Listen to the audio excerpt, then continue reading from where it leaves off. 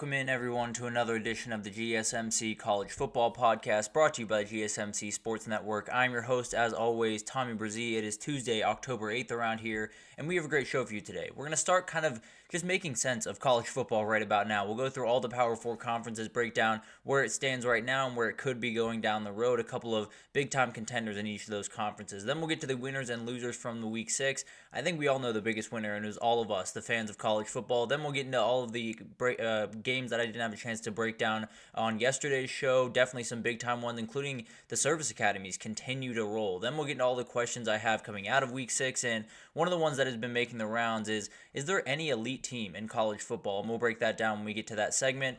And then I'll give you my top 12 teams in the country, and maybe the hardest list that I've had to make on here, so spare me just a little bit. But before we jump in here, I do want to remind you all we get tons of questions and comments throughout the show, and the best way for you all to get your question on the screen, we can have fun back and forth here, is to use that super chat feature at the bottom of the chat on the Sports Network page. You can click on that $, add any question or comment you'd like, and you can definitely get it on the screen. We can have fun back and forth here. You can also use the GSMCpodcast.net page, does the exact same thing, but definitely utilize that. We want this to be as interactive as possible. But let's jump in here and let's get into what was insanity in Week 6. There's no two ways about it. And the reality is we got to just figure out where we stand right about now and how we're going to continue forward and who's kind of standing out to me, at least in all of these conferences. And I want to start with the SEC here because this one's gotten a little bit weird. A&M is up at top at 3-0 in the conference. Texas is right behind him, the only undefeated team in the conference overall. So definitely going to be a really interesting race. You see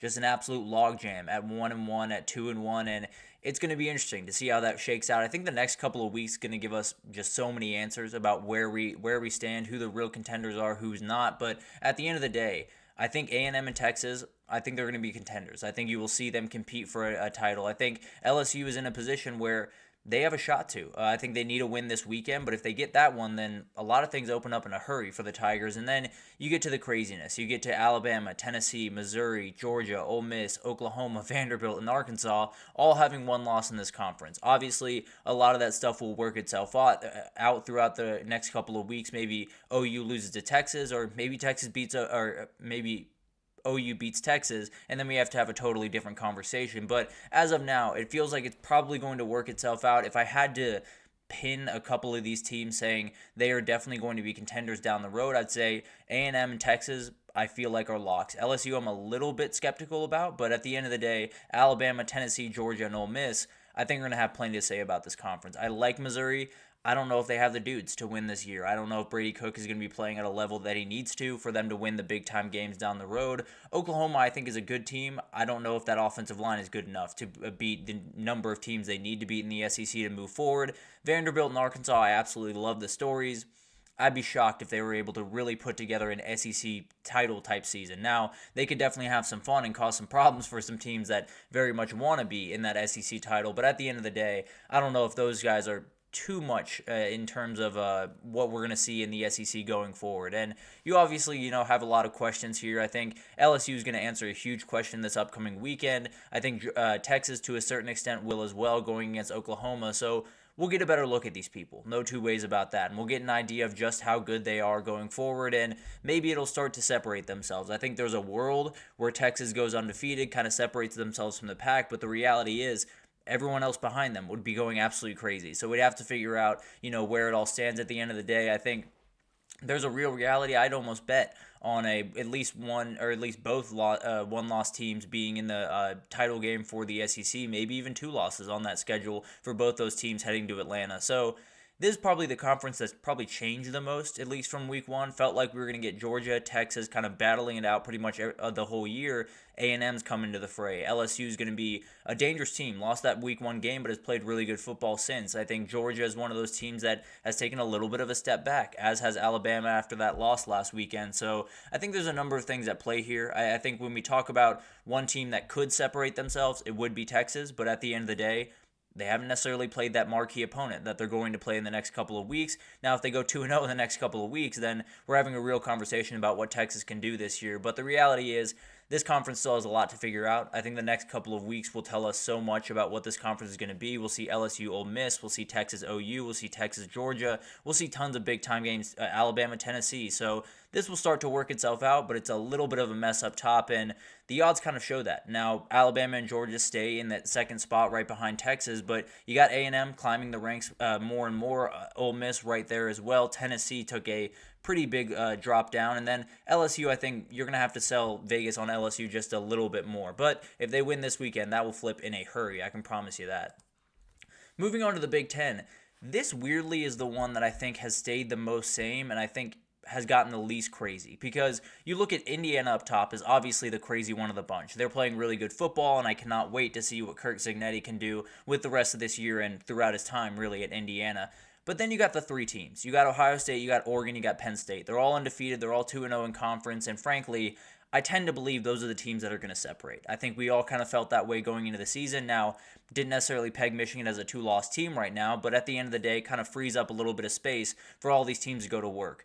Penn State losing this weekend could totally change that, right? So it would totally change the way that we look at things. Obviously, Oregon, Ohio State will give us a very good look of what this conference is going to be. And then Indiana is just one of those teams. They have an ability to win a lot of the games in front of them, and then I believe walk into the Ohio State game undefeated, and we'll see what happens there. But the reality is, it's one of those conferences that outside of Indiana, I don't know if there's a big-time player outside of those top three. Because I think when you look at someone like Nebraska, the games they have coming up are really, really tough. I don't know if they have the dudes to win those games. Michigan, as far as I'm concerned, they're going to miss the mark because there's so many different teams that on any given Saturday could beat them. And then you have Illinois, you have Rutgers. I think they're really fun teams. At some point, they're going to have to play the big dogs. And I just think that's going to work itself out. I weirdly think this is the one that makes the most sense to me. The one that I can wrap my head around the best, because I feel like I know who the best three teams are. I feel like they've separated themselves a little bit. Now, Indiana has joined them there, so I don't want to disrespect the Hoosiers in any way, but I do think once Indiana has to face those other top teams, it could be rough for them. But at the end of the day, I do think this is one of those conferences that could get a little bit wild. Let's say Oregon beats Ohio State this weekend. Ohio State goes beat Penn State, and then you got to figure out where you stand at the end of the year. So it would be really, really weird as well. Maybe Indiana goes on a roll and ends up 11-1. You have to figure out where all this stands. So as of right now, I feel like Oregon, Ohio State, and Penn State will end up kind of separating from the pack, but Indiana's going to be a thorn in their side. I think Washington's starting to play really good football. I think Rutgers, Illinois, Nebraska could all be teams that have something to say. I just think those three teams are kind of the cream of the crop right now, and that kind of shows itself in this. Ohio State being minus money to win the title is absolutely insane, but at the end of the day, they are, and I believe that make the title or win the title. I cannot remember at this moment, but at the end of the day, they are very much leading the odds right now. Indiana's right there after them. Then you got Michigan, Washington, Iowa, all really good teams. I just think it's going to be really tough for them to make a jump into those top three squads, because those top three squads are absolutely insane. But moving forward to the ACC, I think we have Clemson up top at 3-0 in the conference, 4-1 overall. Miami right behind them, SMU right behind them. And then you got a Virginia team that's playing really good football right now. Pitt playing undefeated football, really just answering the bell every single week. And then I think you see the drop-off. Now, I will say I do think the drop-off could be, you could sell me easily that the drop-off is right after Clemson and Miami. I do think those are the two best teams in this conference. I do think they'll probably separate themselves throughout the year. That being said, SMU doesn't play either of them. SMU only plays Pitt coming forward, so if they beat Pitt, they could easily be an 11-1 team, and then you're sitting there trying to figure out what all the craziness would be, unless those two teams are 11-1, 12-0, and they are rolling. But at the end of the day, I do think it's one of those conferences that I feel like it's going to be manageable. I feel like Clemson and Miami are going to separate themselves from the pack. We get Louisville, Virginia, craziness down below. Miami at Louisville. We get Pitt, SMU, and a ton of other huge games over the next couple of weeks. So I tend to believe it's going to work itself out. And I think when I look at this conference, it's probably Miami or Clemson. I feel pretty good when I say that. Now, SMU is a dangerous team. I think Virginia's playing good football, but I think when they get deeper in that schedule, it's going to be tough. And then Pitt, kind of the same thing. I do like that team. I just think they rely a little bit too aggressively on their offense, and I think some ACC teams, especially Miami or Clemson, will be able to meet them there. So it'll be really interesting to watch this unfold. And obviously, you got Miami and Clemson up at the top, SMU number 3, and then you got Louisville, Pittsburgh,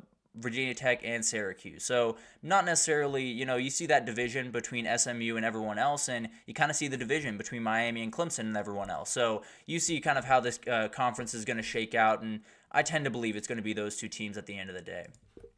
And then we got the Big 12, and this one makes no sense. It makes just about as little sense as it did in the preseason. We have Texas Tech, BYU, Iowa State, and Colorado as your top teams in that conference, and then you got West Virginia that's still undefeated in that conference. So you got to figure out where you are, and Iowa State does lead the odds right about now, so you'll be able to see a little bit more of the Cyclones, it seems. Kansas State and Iowa and Utah are right there, and then you got a little bit of a drop-off, but then you got Texas Tech, West Virginia, Colorado, BYU, and Arizona right in that wheelhouse. So this one's still wide open. There's no two ways about that. I don't think I need to tell you guys that, but at the end of the day, it's going to be all over the place. I think when I really look at this conference, I feel pretty good about Iowa State, Kansas State, Utah being able to separate at the end of the day. But the reality is Texas Tech's playing ridiculously good football. So is BYU. So is Colorado. So a big-time win from Colorado over Kansas State this weekend would totally change everything. And you also have BYU, Arizona. You also have Iowa State, West Virginia.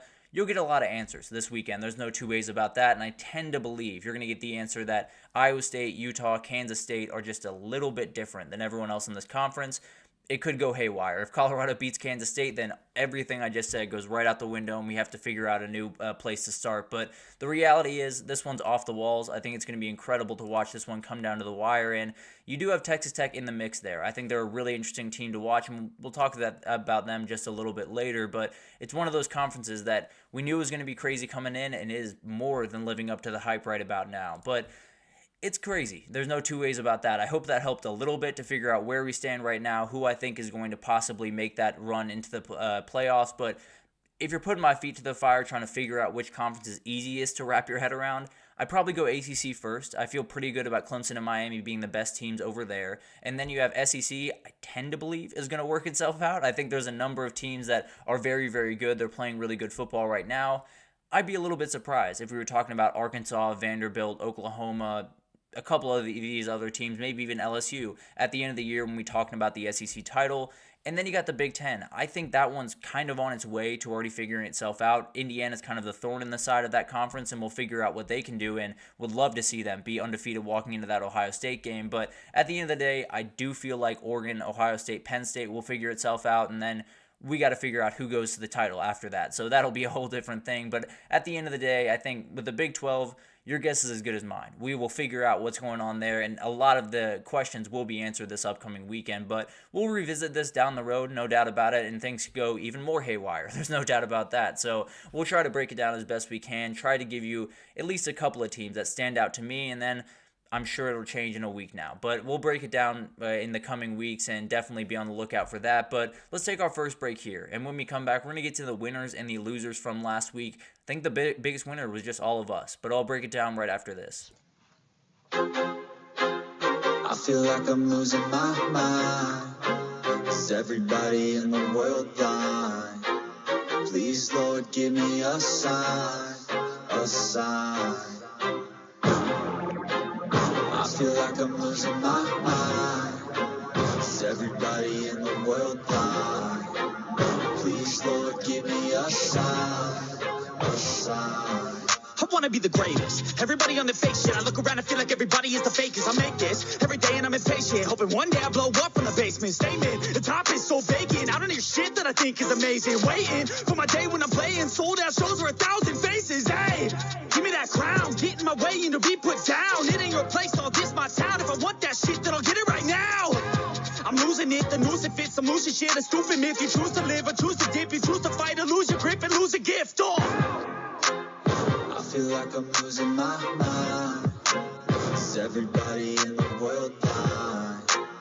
Please, Lord, give me a sign, a sign. I feel like I'm losing my mind. Is everybody in the world blind? Alrighty, welcome back everyone. We just talked about just all of the craziness, tried to break down all of the conferences just in a little bit simpler of terms after a wild week 6, but we'll get to that obviously over the next couple of weeks. Could go a little bit more haywire, but could also work itself out over the next couple of weeks. Let's get to the winners and the losers from week 6, because when you talk about this week, there's a number of different places you could go. There's no two ways about that, but for me, I think when you talk about this week more than anything else, the biggest winner was just us. Getting to watch all of those games unfold before our eyes, especially that Vanderbilt game, was just special. There's no two ways about that. I think if you're an Alabama fan, USC, Tennessee, Missouri, Michigan, I'll leave you alone. I apologize for adding this, but the reality is all of us really enjoyed that. There's no two ways about that. It was so much fun to watch a couple of these really unsung programs in a lot of ways, and we'll talk about that here in a second as well. But the reality is this weekend was just a nightmare for this sport is broken people, because the reality is, I've said this a number of times and I will say it as many times as it's true. If everything in that stadium stays the same, if everything on those Saturdays stay the same, we're okay. I understand there's a million things that we have to figure out on the back end of the sport, and it's not helping the sport. I'm not here to tell you that it is. The reality is, when you get those moments, when you get Diego Pavia talking to the reporter after the game, when you get all of those incredible moments all wrapped up into one night, this sport is fine. I understand the frustration, and I hold the same exact frustration that you guys do, but when I was watching on Saturday, there was not a part of me that was thinking about the transfer portal, not thinking about NIL, any of that stuff, and that's what college football is. It's about losing yourself in a Saturday, and that's exactly what we got to do this past Saturday. So absolutely enjoyed it. It's one of the best weeks we will have all year, and we're staring down one of the best weeks we'll have all year here on Saturday, and we'll start breaking that down tomorrow. But let's get into a loser. Our understanding of this season took a big-time hit. When you watch all of the games that happened this past weekend, you have Arkansas take down Tennessee, you have Vanderbilt take down Alabama, you have Minnesota take down USC, and you're just trying to figure out where everyone stands, who is good, who's not, and they're not making it easy on you. There's no two ways about that. I think USC is one of those teams that I can't get a beat on. I don't know how well they're going to play from week to week. I know what can beat them and what can't beat them. I don't know how aggressive that has to be. I don't know if Penn State's going to be able to just run the ball and win that game. I tend to believe that's the case, but USC is one of those teams that you can kind of just toss up in the air and just see where it lands at the end of the day. Arkansas is another one of those teams. They have played really bad football at times, played really great football at times. Alabama, another one. I think Tennessee's one that is finding themselves in a really weird spot, and I'll talk about them a little bit later, but the reality is, I have no beat on this season. I have very little idea, and I'm going to start saying no, or I don't know, way more often. I'll be totally honest with you guys, but the reality is, this is probably why we wanted the 12-team playoff, to have an idea of where all 12 teams that get in have a shot to win that thing. Now, I still kind of push back on that, but the reality is, we're looking around the league or around the country, and I can't find top 12 teams, and I'll break down my top 12 at the end of the show, and I don't know how great I feel about it, but it's one of those things that you kind of love right around this time of year. You love a little bit of craziness, a little bit of chaos, and you just got to figure out where you stand at the end of it all. Then we got unsung fan bases took a big-time win this past weekend, and this is something that, frankly, it happens a lot in our sport. You know, you get these big-time games at some smaller-time universities. I think the biggest one is probably Cal at Miami this past weekend. Not a lot of people know what Cal fan base is about. Not a lot of people understand, how much they care about that program and all the different things that go into it. We all learned on Saturday. There were so many incredible things that College Game Day did, that the game itself did, that gave us an idea of what this fan base is, of what this university is, and it was really cool. It was awesome to see all of these different people kind of come together and make it a real show at Cal, where I think a lot of people assumed it wouldn't be a show when they announced that at game day. It was probably the best venue of the entire year. And then you obviously have Arkansas, Washington. That was absolutely special. No two ways about that. But those are a little bit more sung fan bases at the end of the day. And then Vanderbilt. I think that was the one that really stand out to me. I think there was a ton of crimson in that stadium. But the second that Vanderbilt started to get into that game, you felt that crowd. It was absolutely incredible. It was pretty loud throughout that one. And then you carried a goalpost 3 miles into a river. It was incredible. It was absolutely awesome to watch, and I think when you talk about this sport, there's so much talk about Alabama and Georgia and Texas and their fan bases. The reality is everyone cares about the sport. It's regardless of if your team is a national title contender or a 7-5 team. Everyone cares about the sport, and we got to see it in no uncertain terms on Saturday. And then the Heisman QBs took a little bit of a hit on Saturday. I think Cam Ward and Jalen Milroe both had pretty tough days. Now, Cam Ward more than made up for it for his fourth quarter performance. I believe 277 yards, 4 touchdown drives in the last 20 minutes. So he did plenty to keep himself in the fight. No two ways about that. I think Jalen Milroe, to a certain extent, did the same thing. I don't think he played quite as bad football as some people think he did. He obviously had the 2 turnovers. Not sure either of them were really his fault. So the reality is, I do think there's a number of things that maybe it's not quite as bad for those quarterbacks as it looked on Saturday. The reality is the 2 guys out west are just becoming a problem for them to possibly get into this race. Travis Hunter obviously was on a bye this past weekend, but the reality is he's an absolute problem. If he's on the field all year, he is absolutely going to be the guy that they pick for the Heisman. So cannot wait to see what he can do. And then Ashton Jeanty is making life just incredibly difficult for these Heisman quarterbacks to keep in the fight. I mean, 186 yards in one half does a lot of good when you talk about that. I think one of those things that you don't necessarily have, these terrible performances from Cam Ward and Jalen Milroe, and I think there's quarterbacks that can get into that fight over the next couple of weeks, but when you have those two guys pacing the car, it's going to be really tough to catch up to them. And then we got ranked teams on a bye. Talk about dodging a bullet. I mean, it was an absolute nightmare out there on Saturday, and a team like Texas had to feel really good about where they were sitting on their couch rather than playing on that football field on Saturday. And then you got Missouri, you got Bama, you got Tennessee, all these teams go down, and you just kind of get to sit back. And now their schedule did get a little tougher. You talk about A&M, Arkansas, Vanderbilt all getting those wins, as well as a Kentucky team that Texas is going to have to play. So it was a little bit of a double-edged sword, but at the end of the day, I think they were plenty happy to avoid that crazy Saturday. I think Oklahoma, LSU, BYU, Utah, and plenty more were very happy as well. I don't think they needed anything from this past weekend. And then we'll see if the craziness follows to this weekend. I think it's very possible that it does, and we'll see what happens there. But the reality is, I do think they dodged a bullet. Let's just be totally honest. I think when Texas was not scheduled for this weekend, probably was like, okay, cool. We get a little build up for Oklahoma. They probably didn't know they were avoiding the nightmare weekend of the season. So a huge win for all of those people. No two ways about that. And you get a little bit of a lazy Saturday while everyone is just losing all over the place. Another loser is the Georgia fan base. I don't know if you guys saw this, but Kirby Smart kind of called out his fan base after the Auburn game, saying for the first time while he was at UGA, he was disappointed in the fan base. I tend to agree. I'll be totally honest. I watched this game. I had, a little bit of the noise on. Didn't feel this crowd even a little bit. And sometimes with those elite atmospheres, you can through the TV. I understand not nearly the effect that I would have, but the reality is, I went to UGA. I have been to a number of games in that stadium. I went to the Tennessee 2022 game that was downright special, one of the best atmospheres I've ever been a part of. But the reality is, there's a lot of games where it's just not that aggressive in that stadium, and it needs to be more aggressive because the reality is, the best stadiums in the country, when we talk about the elite atmospheres, it's Neyland, it's Jordan Hare, Kyle Field, a number of others across the country, they're crazy every single week. It's not, it's not a show of how good the team on the other side is. It's how much you care about your program. And I understand some of this is the team's not playing all that well, and that was the fans' kind of rebuttal to all of this from Kirby Smart.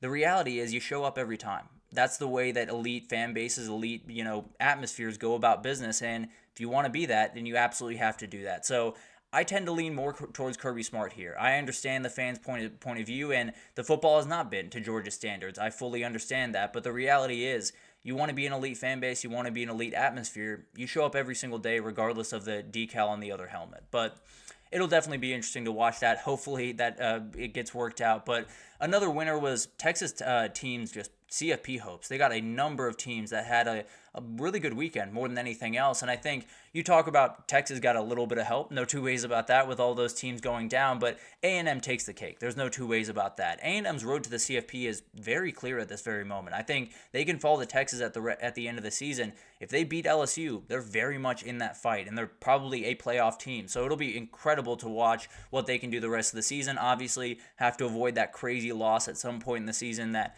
A&M has been a little bit susceptible to, but at the end of the day, a really, really good team playing incredible football, and I would not be surprised at all if they made a CFP run this year. And then you do have SMU, had a huge win against LSU this past weekend, and gives them an opening in the ACC. It's not going to be an easy conference to break through on, and frankly, I think SMU is one of those teams that might be one of the few that really can. I think they have a really dangerous offense, especially with Kevin Jennings under center. I just think this team is really, really dangerous, and they absolutely can run the table. There's not a game that they won't be favored in the rest of the way, and if they run the table, they're absolutely in the playoffs. So a couple of Texas teams that, it's not that, Texas Longhorns that got a little bit of help this past weekend, although they did from all the other teams losing. Texas A&M and SMU really stole the weekend when it comes to playoff hopes.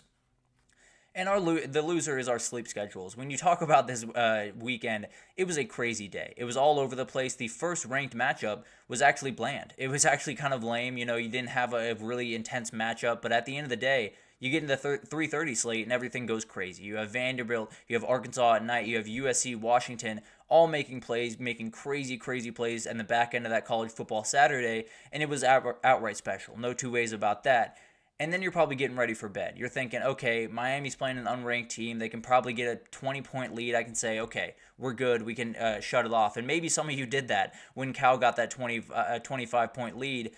But then Miami started to come back, and they found their way to get back in this game, and I believe all of us were sitting up and realizing that it was 1:30 in the morning and having to get to bed at some point. But at the end of the day, more than happy to lose a little bit of sleep if I'm watching one of those games. Cannot wait to see this team play pretty much every single week because this feels like a little bit of a pattern, but man, it was absolutely special. Did not mind at all losing a little bit of sleep there, but it's absolutely awesome. They did not care about my sleep by any means, and I appreciate that for them because it was absolutely incredible to watch that game. And then we'll see what happens the rest of the way, but cannot wait to see what the rest of the slate is this upcoming weekend. I mean, it's absolutely insane. There's no two ways about that, and we will get to that probably tomorrow in a little bit more detail. But let's take our second break here, and when we come back, we're going to break down just all the games we didn't have a chance to get to yesterday, including both those service academies just rolling right along. So we'll break it out all down right after this, so stick with us.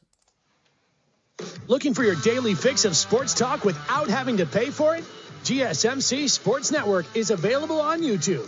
Just search GSMC Sports Network. Get your fix of daily sports talk shows on YouTube, absolutely free. NFL, college football, NBA, MLB, MMA, UFC, fantasy football, and so much more. GSMC Sports Network has shows running all day long, with new sports shows starting every 2 hours. Just like on your favorite cable sports channel, except GSMC Sports Network is absolutely free. Just search GSMC Sports Network on YouTube to catch one of your new favorite shows, like the GSMC College Football Podcast, Chip Shot Football Podcast, Hoops and Heels Women's Sports Podcast, GSMC Basketball Podcast, and so many more. Check it out for yourself. GSMC Sports Network, now available on YouTube absolutely free. Search GSMC Sports Network on YouTube right now. Alrighty, welcome back everyone. We just talked about the winners and the losers from this past weekend. The biggest winners were us, just getting to watch all the craziness that went down on Saturday. That was all that college football is about, no two ways about that. But let's get into all the games that we didn't have a chance to get to yesterday, and I want to get to a couple of teams here for a second. But let's start with that Boston College-Virginia game, because this one was weird. I didn't necessarily expect this result by any means on Saturday, and we should talk about Virginia just a little bit here. A huge win for them, outscored BC 18-0 in the fourth quarter. Really, really good stuff from the Hoos to start their season. I think they're playing really good football. You have Anthony Colandrea just running this offense very effectively. Not necessarily doing anything spectacular, but at the end of the day, moving the ball down the field, making life a little bit tough for them, and then they're playing really good defense. Being able to hold Thomas Castellanos in is a huge win for them, and he had one of the strangest fumbles I've ever seen. It was a return for a touchdown for Virginia, kind of to put this game on ice. Overall, a relatively sloppy game from the Golden Eagles. No two ways about that. Thomas Castellanos kind of getting back from an injury, so not necessarily all that unexpected, but definitely one that they had pegged as a win on their schedule. No two ways about that, and kind of knocks them out of the ACC race. So a tough loss for Boston College. As for Virginia, I wanted to touch on them today because I think things are about to get a little bit ugly for the Hoos. I think you go to Louisville this upcoming weekend, at Clemson right after, at Pitt, at Notre Dame, SMU still on your schedule. So it's going to get rough. I feel pretty confident about that for Virginia. But at the end of the day, 4-1 right now, big-time win in conference. Got to give you a little bit of love for the time being. Then we got to talk about the service academies because that was 34-7. I apologize. 34-7 was the score there, but Blake Horvath was downright special in this game. 9 for 15, 134 yards through the air, 19 carries, 115, 2 touchdowns on the ground. This dude is doing everything for this team. He's absolutely incredible. Maybe the most impactful player or impactful quarterback for his team in the entire country. He does so many different things, and we'll talk about another guy that's very impactful for his team at the end of the day. And whenever you can make Air Force more effective through the air than on the ground, you're probably going to win that game. And that's exactly what the case was on Saturday. 3.3 yards per carry is absolutely elite against a Service Academy where they're going to be running the ball and they're going to get at least a couple of yards because of the cut blocking that they do. So a huge win for Navy, gets them that first win in the Commander-in-Chief trophy race, and we'll see what happens going forward. I feel pretty confident that Air Force is the odd man out here, I'll be totally honest with you, but Navy, Army could be on a little bit of a collision course at the end of the year, and let's talk about their counterparts. They went to work this weekend, and this is a team that is just really good. I'll be totally honest with you guys. Bryson Daly is absolutely awesome. He's matching at every single turn what Blake Horvath is doing over there at Navy. He's 5 for 5, 140 yards, 2 touchdowns on Saturday. Also had 13 carries, 110 yards, and 2 touchdowns on the ground. This dude is outright special, and he's one of the best quarterbacks in the entire country right now. And they do have some relatively tough games coming up. I think they'll roll against UAB this upcoming weekend because that's an outright dumpster fire right now. And then you got East Carolina into a bye. There's not a crazy world by any means that when Notre Dame comes to town to play Miami, or to play Army, I don't know where Miami came from, to play Army, they could be undefeated and coming off a bye. That would be very, very dangerous for Navy. That is not a thing that this defense wants to face, especially against an offense that you can have the best defense called. It probably won't matter. They're probably going to get at least a couple of yards and just continue to wear you down, but cannot be happier about this. It's so cool to see these two teams undefeated. Frankly, I think we could see them undefeated for quite some time. Now, they do both play Navy, or they do both play Notre Dame, but we'll figure out what happens there. First time they've both been undefeated at this time since 1945. So outright special. Cannot wait to see what happens the rest of the year. And I would love a reality where they play in the American title and then the next week they play each other in a regular season game. Would be absolutely insane and possibly would send one of those guys to the playoff before they play each other in the regular season. Then you got West Virginia, Oklahoma State, and Oklahoma State's just not very good, guys. There was a point in me that felt like maybe they can flip a switch. Maybe they can get Ollie Gordon going, and maybe this team is a little bit more dangerous down the stretch. They're just getting railroaded. And Ollie Gordon had 13 carries, 50 yards. He is who he is at this point. You know, a defense stopping him is not some Herculean feat at this point. It's just kind of what defenses do. And West Virginia seems to have found their formula, at least in conference play. 65 rushes in this game, 389 yards on the ground. They're not doing anything through the air. 16 passes through the air. So I think they know what Garrett Green's real attribute is, and it's his toughness in open field. He can run through guys. He's very, very physical, and one of those guys that can cause a lot of problems for you. So West Virginia has become really interesting. They have 2 losses out of conference and are starting their play 2-0. So now you got 3 games against Iowa State, Kansas State, and Arizona. That's your season. No two ways about that. You go 2-1 in those, you're very much in the fight. There's no two ways about that. You go 3-0, you're probably the favorite in that conference going forward. So it's one of those teams that started the year really, really rough, and we were sitting there thinking, okay, West Virginia is just not very real this year, and maybe they're still not. Maybe Oklahoma State's just that unreal. But the reality is a huge win for this team, and I think could kind of set them off on a really interesting season. Then we got JMU, a really tough loss for James Madison here. ULM is a really interesting team going forward. They have 1 loss, and it's at Texas. So I think we need to put a little bit more respect on the Warhawks name. They're playing really, really good football. If they win out, they are absolutely your rep in the group of 5. I feel pretty confident in that. I guess Boise State could cause some problems, and there's some other teams that could get in that fray, but the reality is this team's playing really, really good football right now. The defense is incredible. 20 for 47 for Barnett, 251 yards, but when you're throwing 47 passes, you're probably going to get downfield at least a couple of times. They had a fumble return for a score. They forced 4 turnovers on downs in this game. So to me, those are turnovers. To me, that's 5 turnovers in this game for ULM. This team is definitely one to watch. I think when you look at the Sun Belt right now, it's pretty wide open. You had a South Alabama team, or not South Alabama, you had Texas State go down this past weekend, and it's a number of things opening up in that conference. Maybe ULM's the one that kind of takes the cake and ends up being the Warhawks in the conference title game and possibly playing for a CFP berth. Then we had the fight in Florida, and Florida pretty comfortably won this one. I know the score is a little bit closer, but UCF scored a touchdown late in this one to make it look a little bit better. UCF is just all over the place. They missed a huge chance in this game. I think they are still in it, no two ways about that, for the Big 12, but you have Iowa State, BYU, Arizona, Utah still on their schedule.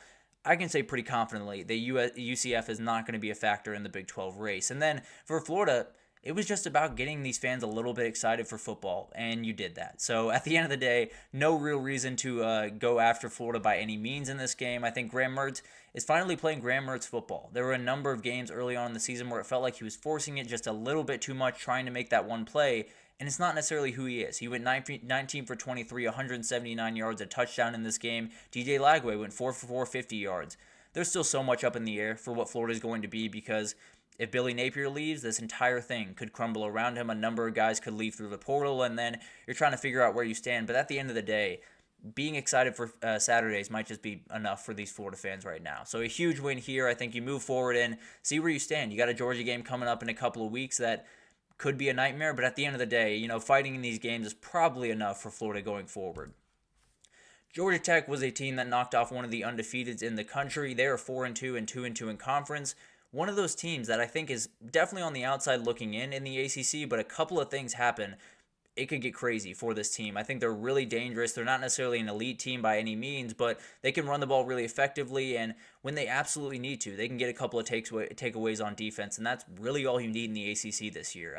And we talked about going into this game, whichever running back had the better day, you were probably going to see that team win. Well, Jamal Haynes went for 128 yards. Star Thomas, 14 carries, 48 yards. So that was the game. No two ways about that. Georgia Tech was in pretty good control for the majority of this game. It was a little bit of a fight early, but Georgia Tech seemed to be in pretty good control, didn't make a ton of mistakes, and that D-line for Georgia Tech played really good football. I think this is one of those things that Tech fans have been very, very worried about over the first couple of weeks of the season, and being able to do it against a team that is going to play physical and is going to run the ball downhill has to make you feel a little bit better. This is one of those teams that they're not elite. I don't necessarily expect them to be in Charlotte at the end of the year, but I do expect every single team that they play, whether they're elite or not, to get a really, really good fight from Georgia Tech. I can promise you that.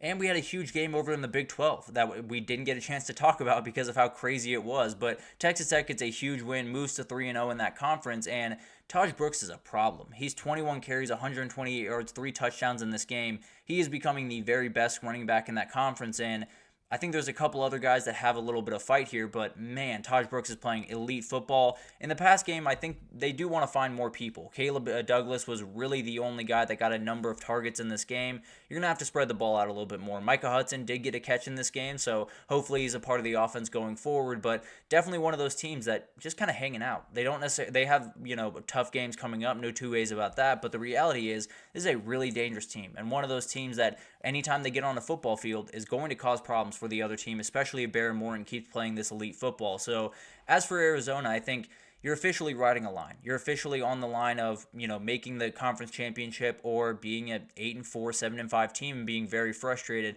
I still think there's a team that can flip the switch. Whenever you have Noah Fafita and T-Mac, you have a shot to flip the switch and become a really dangerous team down the stretch, but I don't know. This doesn't look like the team that it did last year, and I don't think they're consistent enough to win week over week in this conference. So I'm pretty comfortable saying Arizona's not going to be a player in this conference, but I'll hold my tongue just a little bit on that one just to make sure that everything kind of, maybe they lose this weekend and then becomes a little bit more clear. But at the end of the day, Texas Tech playing really, really good football, and Arizona just kind of missing the mark this year.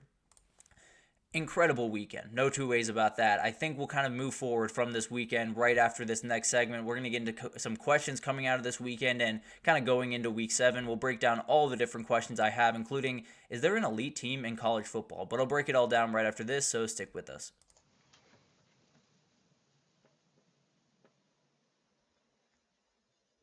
For the best and latest podcasts available anywhere, go to the podcast app on your cell phone and type in GSMC to access free content-rich podcasts on health and wellness, book reviews, sports, entertainment, relationships, social media, movies, technology, finance, and even weird news. Subscribe and download the GSMC Podcast Network's family of shows, available everywhere podcasts are found. Alrighty, welcome back everyone. We just talked about some of the other games that we just didn't have a chance to get to yesterday with all the craziness that happened, but definitely an awesome weekend, and now we got a little bit move forward to week 7 and talk about what happened on week 6 and just all the questions that we have as we head forward and trying to figure out just where we stand. one of the biggest ones I have is there an elite team in college football? Is there a team that has separated themselves as the best team, as the team that has very few flaws at the very least and can win pretty much every game on their schedule? Because I have not found one. Now, I think there's an argument to be made for Texas and Ohio State. I do think they're both really, really good teams and have a number of things going for them. The thing is, who have they really played? Now, I do think Iowa's a good team. I'm not going to sit here and act like Iowa's not a solid win, especially when you win by 28 points. Also, I understand the Michigan win is getting a little less impressive for Texas, and I tend to agree.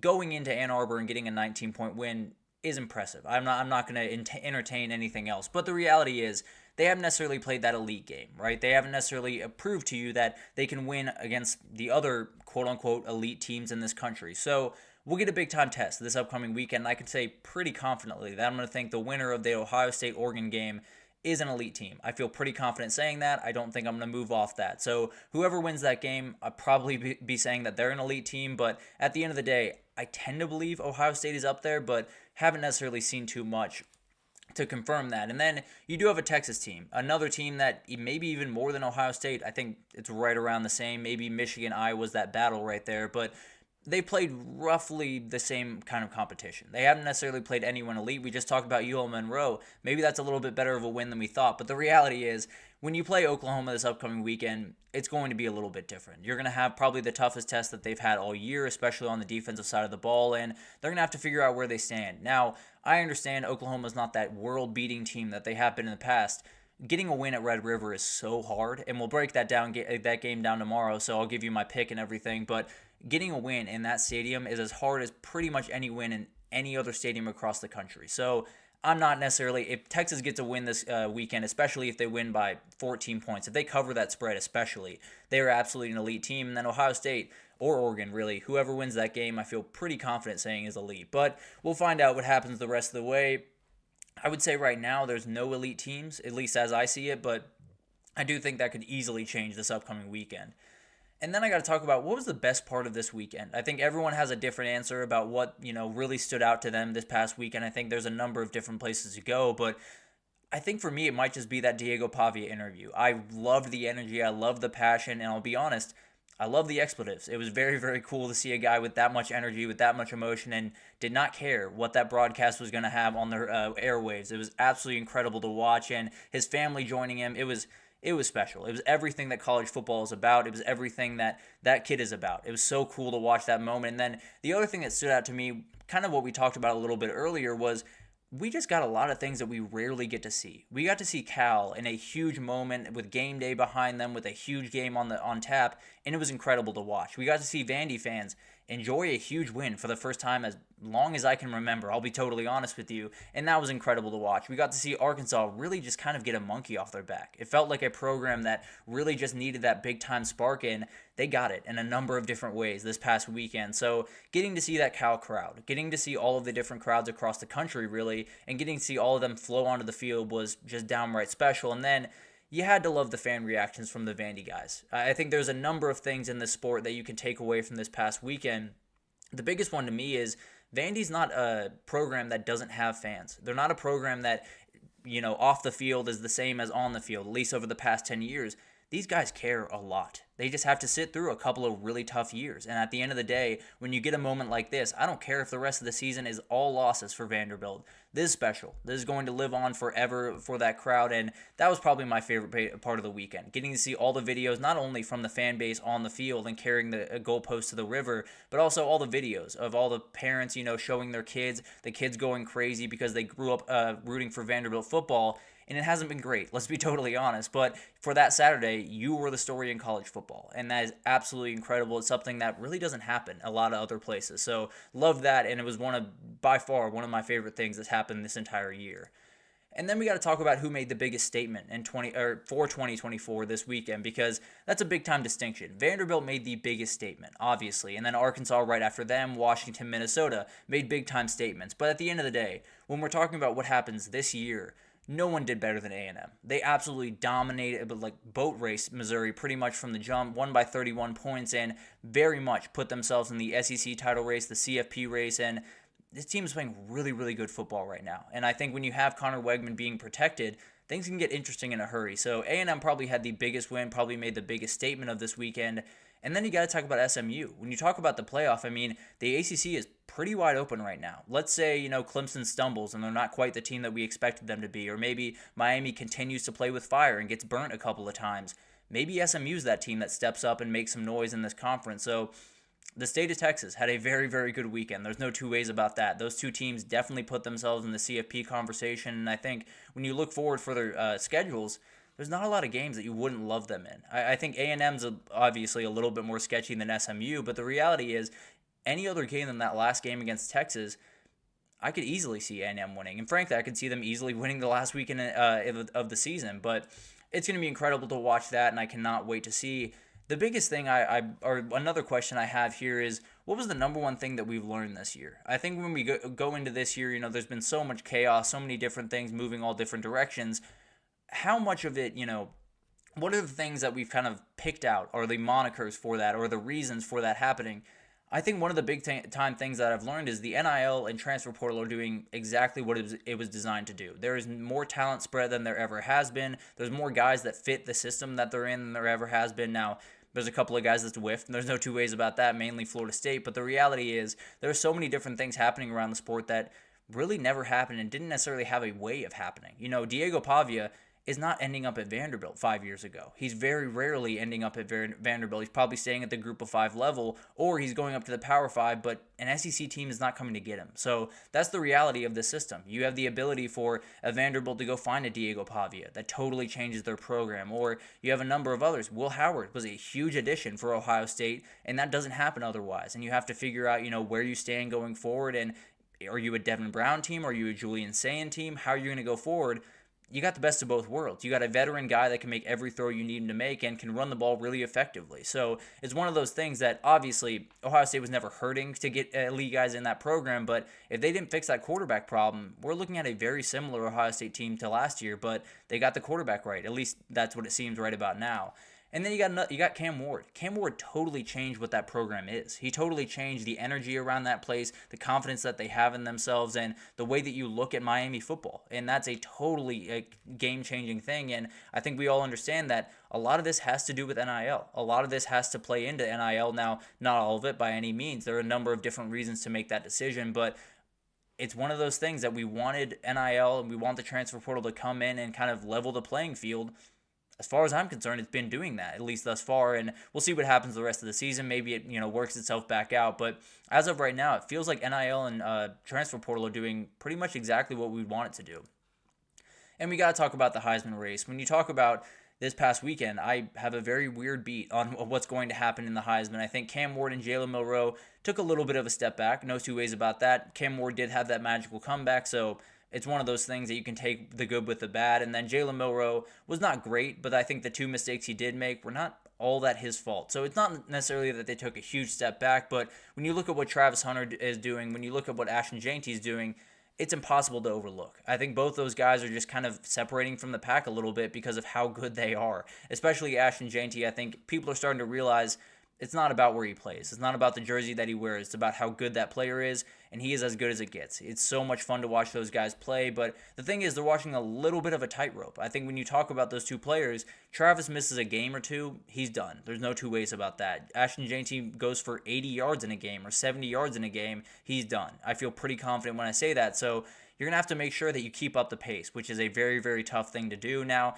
you do still have some other people that can get in on this race. I think, obviously, Travis Hunter, Ashton Jeanty setting the pace, and then the quarterback's right behind them, but Jackson Dart has a big-time game coming forward. If they can get it rolling, then that's a dangerous team and a dangerous player. Quinn Ewers, when he's healthy, elite numbers, really elite team, and if he wins over the next couple of weeks, I can almost promise you that he will be top 3 in those odds going forward, and then possibly one of the elite wide receivers from around the country. I think there's so many different variables in this Heisman race, but at the end of the day, when I look up, I see two guys that are kind of standing above the rest, and that's Ashton Jeanty and Travis Hunter.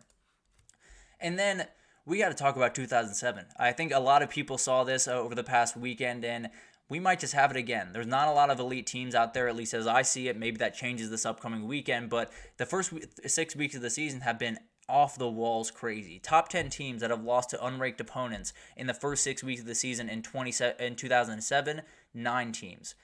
The number of teams that have done that this year, 8. So it's good. It's getting a little bit crazy. It's kind of meeting what 2007 did, and there's a world where it goes chalk from here. There's no two ways about that. There's a world where Ohio State and Texas kind of pull away from the pack, make this a little bit boring because they're so much better than everyone else. I don't necessarily see that happening. I think there's too much chaos. There's too many teams that have the ability to play elite football on a given Saturday. That's going to cause problems for these teams. I think it's really interesting to see what happens going forward. I don't love the 12-team playoff. I've been pretty open about that. I probably won't change on that. But the reality is, if you were to have it, this is probably the year to have it. I cannot get a beat on who the top 12 teams are. I'll break that down here in a second, and don't feel great about it. But the reality is, we could get Iowa State, Pitt, Texas A&M, and Indiana in our Final Four. I know that's way far-fetched, and I don't expect to see that. But the reality is, the way the season has started, I'm not taking anything for granted. So we'll figure out what happens the rest of the way. Maybe we are living a little bit of a 2007 revival.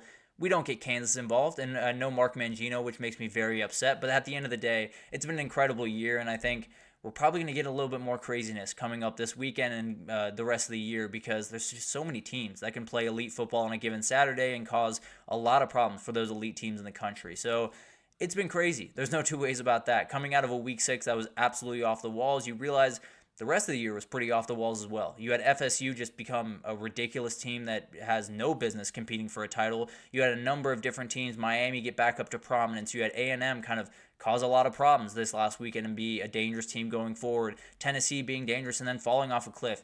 It's been absolutely insane, and frankly, I don't think it's stopping anytime soon, if I'm being totally honest with you guys. But let's take our final break, and then I'll do my best to break down the top 12 teams that I have in the country. Very, very hard list to put together, but at the end of the day, I do have my 12 I feel okay about it, and that's about as far as I'm willing to go. But I'll break it down right after this, so stick with us.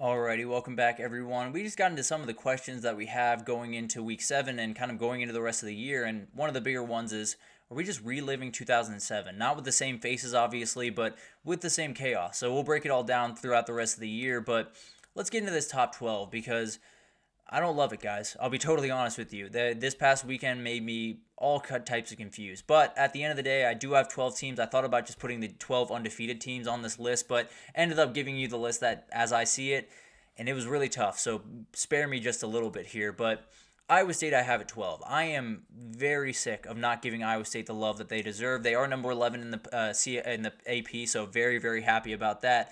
This team's just playing really great football. They're winning football games, and it's not just that they're winning. They're winning in a number of different ways. They beat Iowa in a really, really gross defensive battle. They absolutely blew out Baylor this past weekend. This is a really dangerous team, and one of those teams that in a conference that is going absolutely off the walls, they're playing just consistent, really good football. So I'm going to reward that. I think they're the best team in the Big 12 right now, and frankly, I look at the rest of their season. If they play that type of football every single week, they have an ability to run the table. So it's going to be incredible to watch this team. I think Rocco Beck continues to make steps forward and is so huge for this team. They're kind of that 2020 Iowa State team, at least from vibes. I think they have a couple more playmakers than that 2020 team did. But at the end of the day, they're as dangerous as can be. Cannot wait to see what they can do the rest of the season. They are one of those teams that I had in the Big 12 title going into the season and feel really good about that right about now. A&M, I got to put at 11, and I think it's one of those things that A&M probably got the biggest win of the weekend, non-upset of course, but blowing out Missouri was absolutely huge. They put themselves in the CFP conversation, gave themselves a shot to make some noise in this league going forward, and when you talk about the biggest thing for this team, they have obviously South Carolina down the road. Got to make sure one of these teams doesn't just jump up on you and get a loss, because then you're facing a point where maybe you lose to LSU, maybe you lose to Texas, and then at the end of the season, you're 9-3 and barely missing out on the playoffs. So have to make sure you take care of business, but you take care of Connor Wegman, you keep him upright, you're probably going to take care of business. They only had allowed 1 sack on Saturday, and frankly, if they keep him upright, if they let him kind of digest the field and make the throw that he is confident making, this kid is really, really good. And he's one of those guys that absolutely can lead a playoff team. So cannot wait to see what they can do the rest of the season. And frankly, if Connor Wegman is upright, then they can do a whole lot of stuff the rest of the season.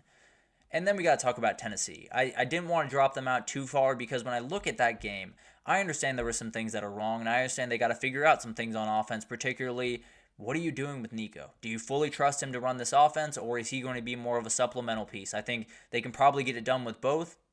Need Nico probably in those big time games, but at the end of the day, I don't think this is a bad team now. I don't think they changed too much on Saturday. I think they have every ability to move forward. I know that defense is going to be a problem and going to cause issues for pretty much any offense they face, and then I know that offense is scary. So the reality is I think there's a number of openings here to say, Tennessee has fallen off and they're going to be a terrible team going forward, and I kind of flirted with that. I'll be totally honest with you guys. But at the end of the day, I do think there's ability on this team. I think they'll be able to move forward. And as long as they, are able to get a couple of big-time wins the rest of the season, they very much could be in that CFP conversation or be firmly in the CFP. And then we got to talk about Clemson. I think this is one of those teams that everyone just continues to bury for losing to Georgia. And I understand it. Georgia's not playing elite football by any means right now. But you're playing in Atlanta the first week of the season against Kirby Smart defense.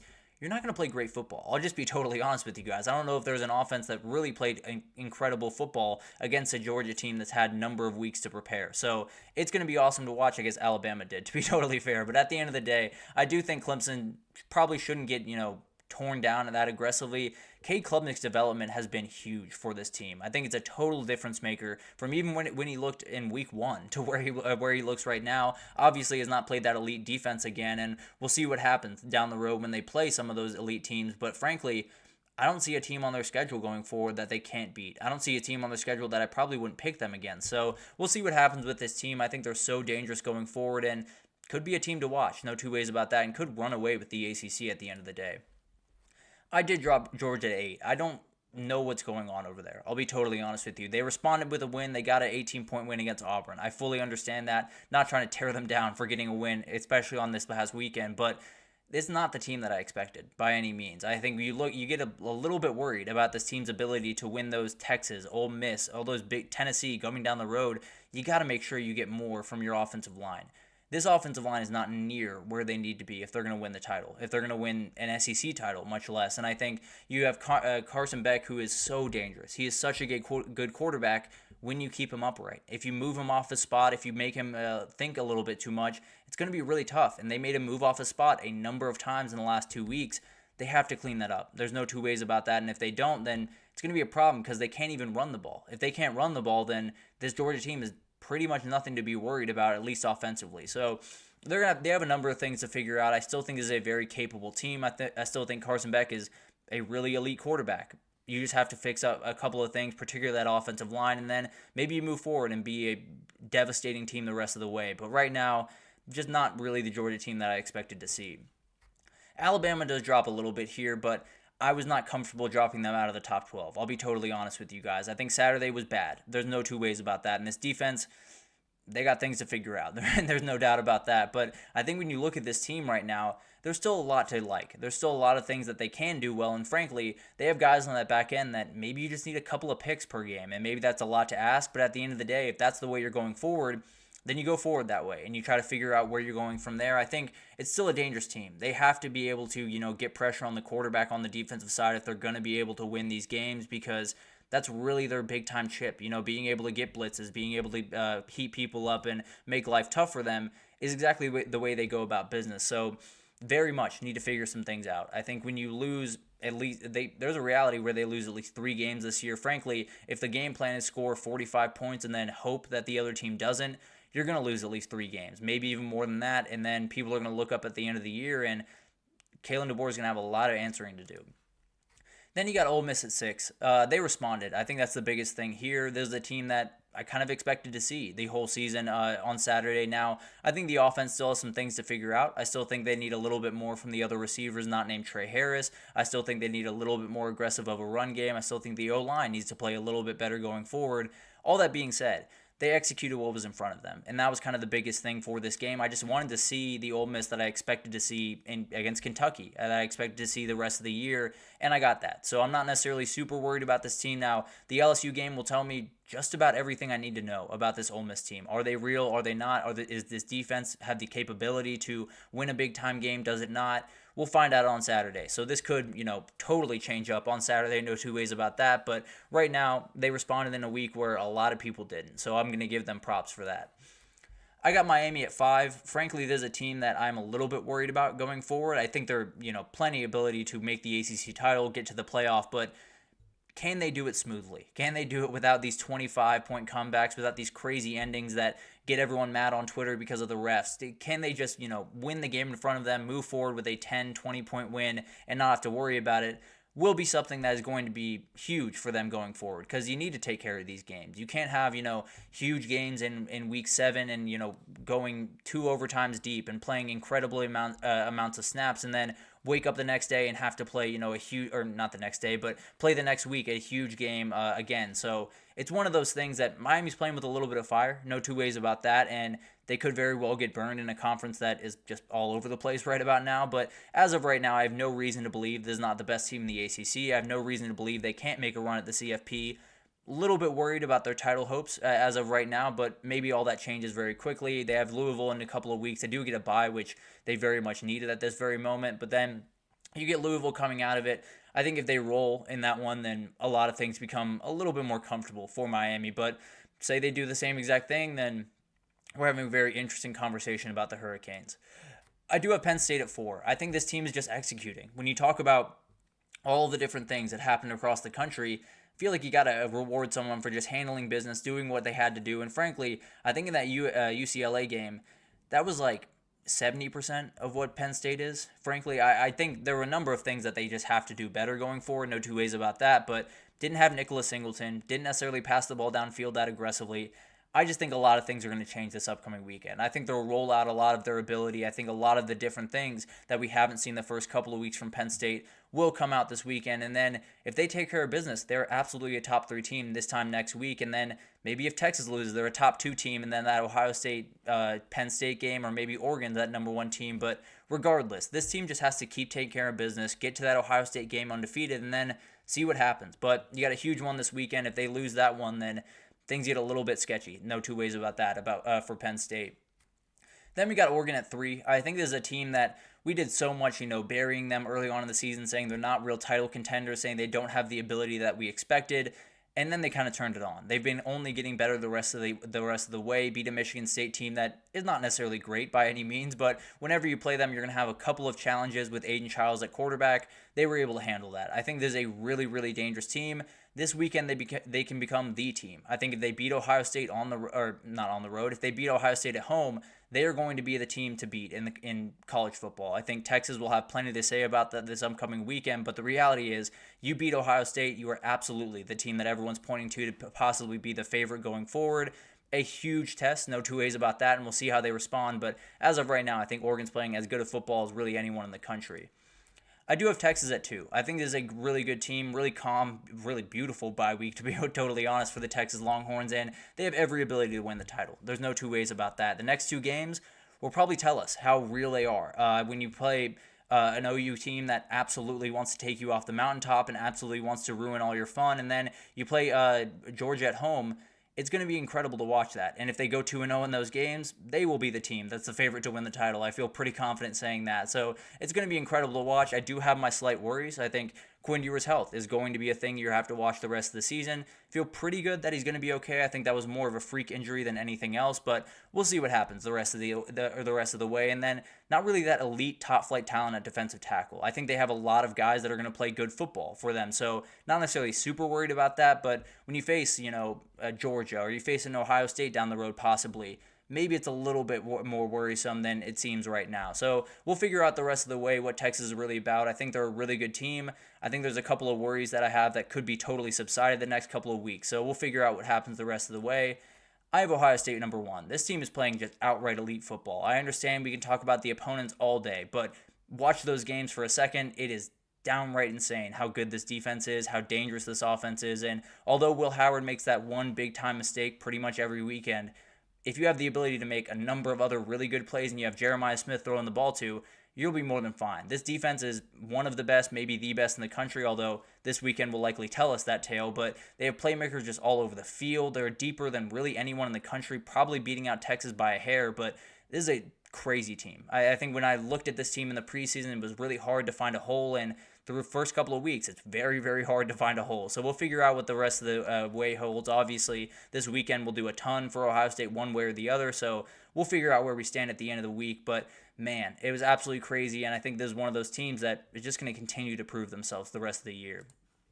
Crazy week and a crazy list that I had for you, but the reality is anyone putting together a top 12 list right about now is grasping at straws just a little bit. I thought about just putting the 12 undefeated teams there and just calling it a day, but at the end of the day, I wanted to give you guys a little bit of something to honestly get a little bit mad about. Let's be totally honest, but it's going to be up a number of ways after this weekend as it did this week, so we'll break it all down when it does, but that'll do it for this edition of the GSMC College Football Podcast, brought to you by the GSMC Sports Network. Your support means a lot to us, so please remember to subscribe to the show, leave a positive review. It does make a huge difference for us. Also, follow us on Facebook, Twitter, TikTok, Instagram, all the social pages for all the content and updates you could possibly need. We have really incredible people doing awesome work across every single sport you can want. So anything in the world of sports you need, come on over to GSMC and we have you totally covered. But thank you once again for listening, and I will see you guys tomorrow.